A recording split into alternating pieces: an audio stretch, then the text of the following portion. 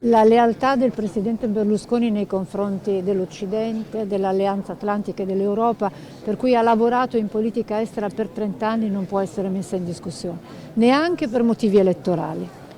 Però diciamo crea un danno al governo in questo momento. No, Non lo crea un danno. escludo.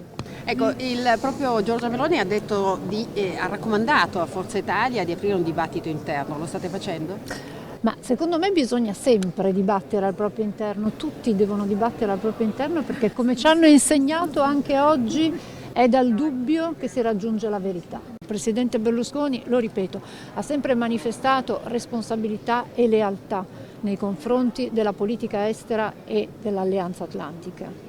Questo non cambia nulla. I nostri voti, la nostra disponibilità, il nostro approccio in politica estera parla per sé. Non è mai stato in discussione. Il sostegno all'Ucraina non è mai stato in discussione, né mai lo sarà.